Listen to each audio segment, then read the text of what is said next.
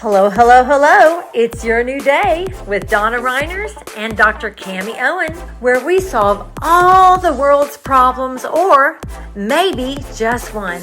And maybe it's yours. In our 30 minutes, we talk about your emotions and mind and how they tie into your body and spirit. We want you to renew and restore yourself in a world that wants you crazy. And sometimes we even talk about money. Introducing your hosts, Donna Reiners and Dr. Cami Owen. Hello, hello, hello. This is Donna Reiners and Dr. Cami Owen. Dr. Cami. And we are here, and our city has just passed through a hurricane, which honestly in the past we've had what I would say looked like it was a worse hurricane, like all the different cats they have. And for some reason, and we had tornadoes came through a few weeks ago, and that really did some demolishing of our electrical lines and all transformers and all sorts of things. And honestly, I don't believe our city's recovered even from that. And then we have the hurricane come through. And so we've all been going through some things. The city's going through some things. It's very emotional. And people's just emotions are crazy sometimes because you're out of control. My goodness, I've got people that are texting, sharing what's happening with them, and they're very discouraged. Then I have some that are like, it's all good. It's 10 days. And I'm like, wow, good for you. You got a good attitude. We're just pretending like we're camping. I'm like, all right. But it just depends on where you are in life and how you handle it. Anyway, Cami has some strong insight, and I'm going to turn it to her. And bless you. Thank you for sharing. Well, I agree with you that this was a big nothing kind of storm when we were looking at it coming. Yeah. I've lived in this area my entire life. I've been through terrible, terrible storms. And this was a maybe tropical storm or category 1 was what they were predicting. Yep. And our office manager even texted and said, hey, are we closing tomorrow? I'm like, no, we're not closing. It's a category 1. Yeah. You know, it's like, you know. Why would we close? It's a rainstorm, you know. Yeah. And that was not the case. I do believe, you know, storm-wise, it was not that big a deal. Mm-mm. It really wasn't. There were some branches down and all that. But what I think there was a lot more going on behind the scenes than we can, you know, and I'm going to get off into the Cami world over here. Do tell. About, you know, there was something strange going on. And I'm going to say it. That's what I do. Lord, and we had, I don't even know what's coming, so bless you, my child. That in all my years here, you know, and you think that the technology is getting better, not worse. I can't remember a time before the last 6 months that we've had the kind of communication failures, internet failures, power grid failures that we've experienced here in the Houston area. Never did the cell phones go out with a storm. They just didn't. They just never went out. The internet would come out or blink on and off, but it wasn't just globally. So globally, from I don't even know how far north it went, but definitely coming south from Galveston all the way up through, you know, Cypress area, which is what, 100 miles, 200 miles maybe, at least, maybe. Inland. That we had like almost a catastrophic pan outage of you know, almost 3 million people out of power. We'll get into, you know, how people respond to that. And how addicted people are to their devices and all those things. I'll tell you a funny story about that. But I know it's like, oh my God, the world's coming to an end. Yes, because, you know, it's like that commercial back. I don't know if you remember the commercial where people's internet was out and they're like going to the window.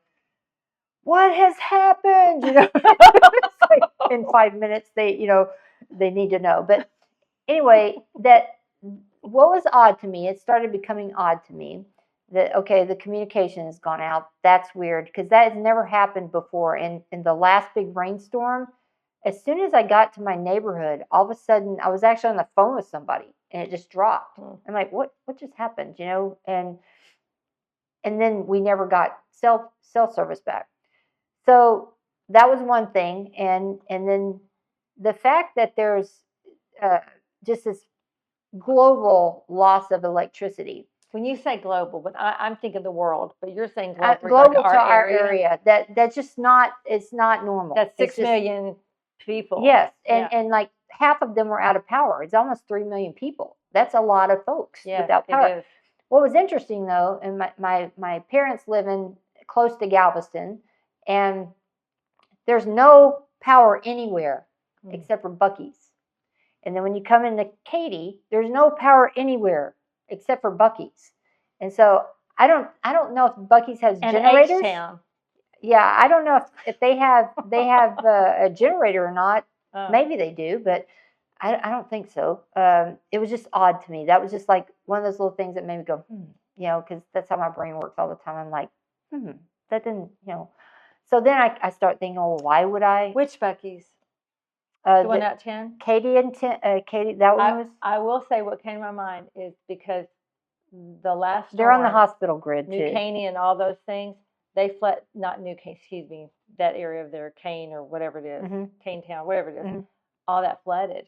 And so they may have buckled up since Buc-ee's might have buckled up because of that, because that was right in their back of the woods. Maybe. And you know, they're also, that one is on a hospital grid because the hospital's right there. So that makes sense to me. But anyway, you know, my dad was telling me out there in the Galveston area, there was zero power anywhere, but there's Buc-ee's as a beacon, you know. And we love our Buc-ee's. Don't get me wrong. I love me some Buc-ee's. I love Buc-ee's. Leaving Texas or exploring other states, and I haven't given them permission for that. But right? Okay. Yeah. We love Buc-ee's. And if you don't know Buc-ee's, look it up. It's Buccee, right? Or is it Buccee? I think. Buc-ee's. Anyway, the little beaver is there. Anyways, it's like Stuckey's but Buc-ee's. It's pretty crazy. Go ahead. Anyway, so we had a really interesting experience on Monday. This is the day of the storm, and we're looking. We don't have cell service, and it's hot. We don't have any power either, so it's hot. So we get in the car because there's air conditioning, and we're driving around, and we're just you know, going to check in the clinic and making sure it's okay, and just assessing this. Where's the damage? There were some trees down, but it's like, where's the fire here? There's, you know, it wasn't a big deal. There was zero flooding, which was really, really cool, because that's usually what we get for your area, right? Yeah, we didn't have any flooding at all in our area, which was unusual because we do usually flood. There's areas that flood. Anyway, so we go to the office. There's no power there. Managing what we need to do there to save things that need to be saved there, and for no power. And we're coming home, and we're getting off at the exit to our area, and there's a car sitting right in the middle of the exit, and there's no other cars around. It's just us, and we pull up, and the door's open. The driver's side door's open. There's a guy. I could see his leg, and I thought, well, maybe his car just died or he ran out of gas or something. So we pull up and roll the window down, and he is sitting there just crying, just crying, like ugly crying. And I hollered at him and said, hey, are you okay? And he didn't even acknowledge me. He kind of looked, and then he looked back, and he's just crying. So I said, something's wrong with him. So I get out of the car and go up to him, and I said, Missionary Cammie. Yes. And I said, and these kind of, there's a story behind this. The amount of emergencies that happen in front of me is very out of proportion to the normal average person. And I've had 3 this week. 3. Oh my, I'm sorry. It's fine. And I didn't even call you. Nope. I could have added. So I go to the car, and I actually touch him. I said, hey, are you okay? And he kind of looked at me and go, what's wrong? Are you okay? And he just kept going. And I go, did somebody rob you? And he said, and he was so distraught, Donna, he could not speak. He was so distraught. And what had happened, he went to the bank to deposit his cash that he got from his job. And the poor thing, he was overdrawn in his account. So he went to deposit money. There's no electricity, so he couldn't deposit the money. And then he was driving home. When he got on that exit, a red truck pulled in front of him. Another car pulled behind him. 2 masked men got out with guns and robbed him, punched him in the face and robbed him. Oh my goodness. And we were like 5 minutes behind him. So it could have been us. Although you could have been right in the middle of it. Yes, we could have been right in the middle of it. But anyway, the reason I bring this story up is I have not seen a distraught individual like that in a really long time. Yeah. Like he was so traumatized. He's devastated. He was. I can feel it. Yeah, he was just traumatized to a level that I haven't seen in a long time. Wow. And I felt like I know that he lost more than $500 cash that day. He really lost some part of him about what the world was like and his dignity and everything. All of it. Happening. Yeah, it was horrible. It was just really, really horrible. And just thinking, and then the people that were just driving around us, like no big deal, like nothing, and I don't know how long he would have sat there. There was one car that stopped as well, and then he took off when he saw us stop. So, I guess the point is these kind of natural disasters and events bring out the best and the worst. They do. And everything in reveals between. Us, doesn't it? It reveals what's inside of us. It amplifies whatever's inside of us. Yeah. So if you are, decent human being, then everybody around you becomes just a human being. And all the different differences we see in each other and all the, things that the day before would have had us be separate, we just now see human beings. And so how cool would it be if we could just live that way every day, all the time, and just see people as human beings? And those guys that robbed him, they're human beings as well. And what had to have happened in their life that got them there, that thinks that this is an okay behavior to that little babies don't come out like that typically. Those kind of folks are created. And so and what drove them to be so devastated that they feel like they have to thieve? Yes. To fit that whatever lack they have. Yes, and this wasn't just thieving. This was a oh, that's guns. This is a ring. Like they were waiting and watching people leaving the bank. Wow. And they left. And this is after the storm, so they know everybody's vulnerable. So they know everybody's no power. So let me have it. Yep. Wow. And no communication, so you can't even call the cops. Right. And he was on the phone with 911, and I actually picked up the phone and talked to 911 and everything, but he was so incoherent that 911 couldn't understand him. He could not get words out of his mouth. It was just so horrible.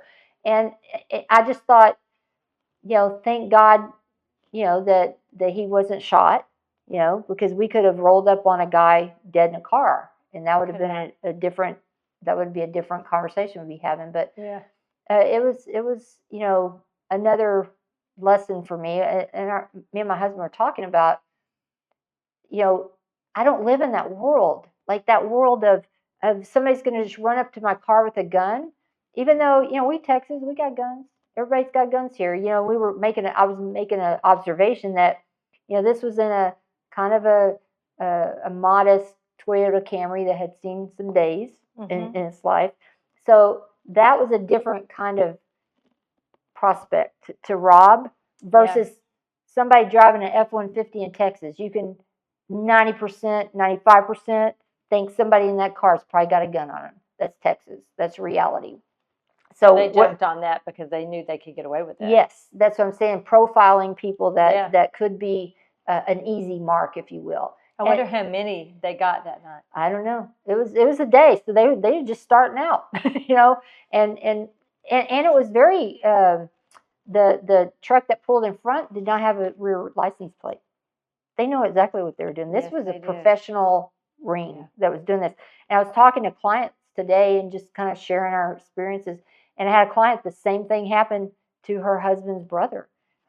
He left. He had gone before the storm, a day before the storm, and got $3,000 in cash out because everybody needs cash. None of the credit cards are working, which is another reason why this whole cashless thing is a control mechanism. Anyway, we'll talk about that on another show. But there was a computer, a phone, and something else because he just ran in someplace to get something else. He came out, the cash was gone. Like they followed him home or followed him from the bank and robbed just the cash. They knew exactly. So it's be aware of your surroundings. Yes, be aware. But I don't know what else. What else? No, that's true. And I had something like that happen to me when I was in it, but it wasn't during a storm. But I had someone grab my purse on purpose, and then, I was so enraged. It was Sunday after church. This is probably 15, it could be 20 years ago. And I was still so fired up and young. I'm like, oh, no, you don't. And I chased after him. I didn't have a gun. I chased after him. And I jumped over that Taco Cabana fence, and I ran after them. And I caught up to them, and I had my drink in my hand, my lemonade in my hand. I was able to hold, let me just tell you, I was able to hold that thing. There was enough in there when I got him, and I just threw it at him because I was so mad and got him wet. And then I started thinking, what am I thinking? What if he has a gun? Right. I was just mad. I'm like, you don't violate me, buddy. And then I realized, wait, there's a red car waiting for him. I'm like, oh, this was on purpose. So I stopped. I said, let's come to your senses. Come to your senses. And I stopped, and sure enough, it was a ring. And this was years and years ago. So there are people out there that are doing, that's their job. Yes, that's their job. To steal from us. But being aware of your surroundings, yes, and being aware of, what is your, in reality, is your life worth what's in the purse? Yeah. Just give them the purse. It's really, it's just let the purse go. But I would be right there with you. I would be really mad about that. I was just mad, especially if it's like my and I just came in from church. I'm like, really? You don't do this on a Sunday at the time. And of course, I'd already told this before. I was held up at gunpoint years ago also, and that was very intentional, like gun to my head. Yep. And that was a gang too, and they were stealing parts. They took my car to steal parts, and that was, and it took months. They did eventually get them, but this is going on, and somebody watching, you might be somebody who steals and uses your gun during the daytime. Yeah. That might be you. And if that's you, I just implore you to find a different profession. Yeah. Find a safer profession for you. That's not even a safe profession for you if you really think about it, especially in Tejas. Right. You're going to knock on the wrong person's. That's right. vehicle. That's right. Anyway, yes. Back to the hurricane and it being a time where emotions are volatile, and there are times when someone seems calm, cool, and collected, and they've always been calm, cool, and collected, and maybe something triggers them during this time, and they become somebody they're not normally, and it's because something has happened that has caused them to just lose it. I encourage you to just remember this is a very odd time, and just breathe in and breathe out multiple times before you think that person is trying to hurt you or get back at you. Maybe they're just having some strong things happening on the inside that you don't know anything about, in addition to a storm that has caused the whole city to go bonkers. Yeah, and the I think a lot of people that are used to storms, if you live in Texas, you're used to storms. This one was weird. There was just something weird. It is weird. And I've talked to a lot of people about this, and there's something weird going on around this storm. That the amount of power failure we had, it can't be just incompetence. There was some incompetence for sure, but it can't be incompetence. We had thousands and thousands of really amazing linemen show up from states all around us and across the nation, some as far as Wisconsin that came. They're sitting in parking lots with nothing to do. Nobody is giving them any direction, giving them a place to go and things to do. This power could have got right back on. So we're not something to. I don't want to judge because I've not ever been a lineman. My husband was a lineman years and years ago, so he has some clarity regarding some of these things. But the only time to do triage, the only time to train for triage is when you're in triage. You don't know what it is until you get in it. That's true. And so I don't think we've recovered from the last storm. I think that's true. I think there's things that just we learned from it, but have we even had time to implement new measures yet from that? That happened just yesterday, it seems like. Right. But there is also a lack of planning for this storm, and maybe because it was a Category 1 and Yeah. nobody thought it was a big deal. I think that's the hires up did the same thing. Yeah. They just thought, oh, this is a big nothing burger. It's gonna be not a big deal, and it was a big deal. But also, you I can't remember if you did this on camera or off, but we were talking about how people respond to things. That if it's hey, we're just camping indoors, or oh my God, it's so hot and I don't have internet, and my life is over. How you respond to these things is amplified by stress. Yeah. So if you could take a good pulse of where you are emotionally and your stability is, how did you respond to a big stressor like this? Not in a moment, but overall, because I had a couple of moments, I had some moments, but we were also dealing with another stressor that was happened before the storm. So, like you were saying, you don't know what people are dealing with outside of what's actually in front of your face. But being able to kind of look and say, wow, did I just make the whole world is terrible now because this is going on? Funny story, we were, again, riding around looking for a place to eat because we didn't go stock up the fridge and all that. It's a Category 1. Everything's going to be fine. And we're driving around and we see Whole Foods, and there's a whole bunch of people, and we didn't know there's electricity, but there's a whole bunch of cars and a bunch of people at the front. So it's, let's go there. Whole Foods is open. He pulls up, he gets out, my husband gets out, and comes back in like 5 minutes. He goes, Whole Foods is not open. All those people are clamored to the front of the store because there's Wi-Fi and it's on. Are you kidding me? I am not kidding you. So these are people, this is how addicted people are to their devices. This is how unable people are just to be quiet and be still and be with themselves. That was one of the ones on my list for us to talk about, quiet. Yes. We'll do that in all by itself. Yes. But yes, keep going. Yes, because they couldn't even stand it. This is the day of the hurricane, and they had probably had 2 hours of no internet. Yep. And that was enough of that nonsense. So they had to go seek out a place to have free internet. It was bizarre. It was bizarre. It was bizarre. I just don't know what to say about it. But we had a good chuckle about it, and then I was sad about it at the same time. We had a chuckle, and I was sad because that's the state of people. They can't be with themselves long enough to just be with themselves. So how do you expect somebody to be with others? And then the big illusion is that there's the difference, because there's not. So indeed, it's interesting. That's segueing into where we're headed. Yes, I totally agree, because it does take a lot. When I was a little kid, we would sit outside our porch and we'd watch the storm go by. So I wasn't afraid when I was a little kid. And we lived next to a railroad track, and we lived in the East Piney Woods, so there's nothing but trees around. So if something crazy happened, it could have happened to us. And we had a 100-year-old house that my mama called the dungeon. So I'm just saying, and paneling and stuff. So it wasn't exactly that safe for a storm, but where we were going to go, But I learned from a little kid, from a little age, really, to learn how to cultivate quiet. My mom would tell me, there was hardly anybody to play with nearby, and I was the last kid. And so my mom was older, and she was usually just tired.